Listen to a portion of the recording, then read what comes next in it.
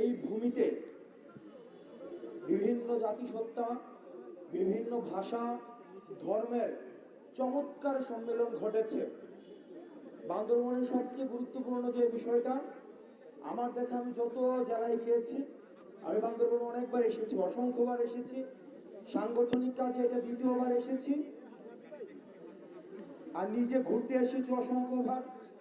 প্রত্যেকবার যে বিষয়টি বান্দরবনকে অন্য অন্য জেলা থেকে এগিয়ে রাখবে সেটি হচ্ছে তাদের অতিথি পরায়ণতা। বান্দরবনের অতিথি পরায়ণতা সবসময় আমাদেরকে মুগ্ধ করেছে। বিভিন্ন জাতিসত্তার যে চমৎকার সম্মিলন ঘটেছে, দুঃখজনক বিষয় হচ্ছে সেটির সাংবিধানিক স্বীকৃতি তারা পায়নি।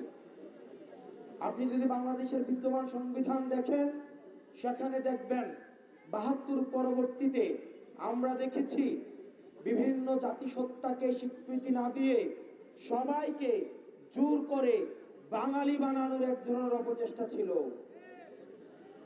প্রিয় বান্দরবনবাসী, আমরা দৃঢ়ভাবে বিশ্বাস করি, এনসিপি দৃঢ়ভাবে বিশ্বাস করে, প্রত্যেকটা মানুষ, প্রত্যেকটা জাতিসত্তা, ভাষাগত যে বৈচিত্র্যতা রয়েছে, ধর্মীয় যে বৈচিত্র্যতা রয়েছে, সেগুলোর প্রতি আমাদের এনসিপি সবসময় শ্রদ্ধাশীল।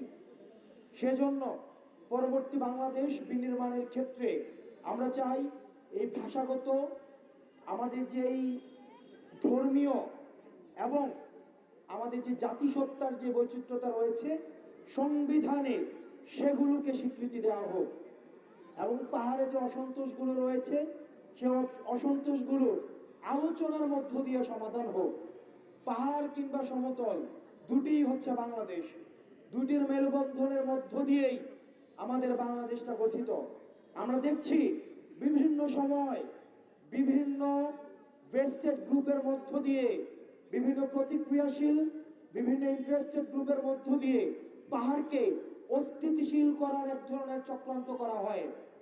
বন্ধুরা, প্রাণপ্রিয় বান্দরবনবাসী, ভুলে গেলে চলবে না, এই বান্দরবন, রাঙামাটি, খাগড়াছড়ি, কক্সবাজার, এই পাহাড় থেকে আমাদের হচ্ছে বঙ্গোপসাগর থেকে হিমালয়, এই পুরো অংশটা মিলেই হচ্ছে আমাদের বাংলাদেশ।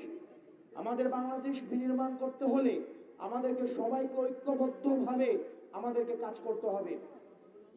প্রিয় বান্দরবনবাসী, এই মুহূর্তে আপনারা জানেন ২৪ পরবর্তী সময়ে আমাদের এই গণ অভ্যুত্থানের কিছু ম্যান্ডেট রয়েছে। নির্বাচনে পৌঁছানোর জন্য নির্বাচনের কিছু পূর্ব শর্ত রয়েছে, বিচার এবং সংস্কার কার্যক্রম রয়েছে।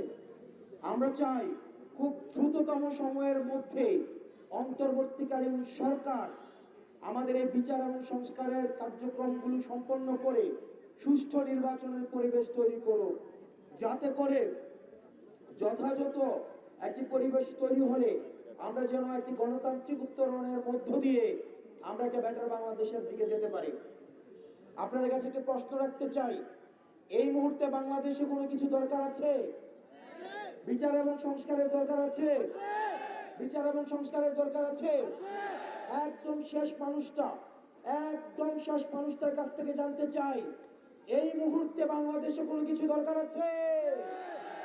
সবাই হাত তুলে বলি দরকার আছে। আমরা বলবো এই মুহূর্তে দরকার। আপনাদের কাছ থেকে শুনতে চাই বিচার এবং সংস্কার। এই মুহূর্তে দরকার বিচার আর সংস্কার। এই মুহূর্তে দরকার পাহাড় থেকে সমতলে লড়াই হবে একসাথে। পাহাড় থেকে সমতলে এই মুহূর্তে দরকার বিচার আর সংস্কার। আপনারা ভালো থাকবেন, সুস্থ থাকবেন। আপনাদের সাথে একটা সুন্দর প্রত্যাশিত বাংলাদেশে আমাদের সকলের সমান ন্যায্যতা ভিত্তিক ইনসাফপূর্ণ একটা বাংলাদেশে আপনাদের সাথে দেখা হবে। এই লড়াই আপনাদের সাথে দেখা হবে। ইনকিলাব ইনকিলাব, এনসিপি এনসিপি।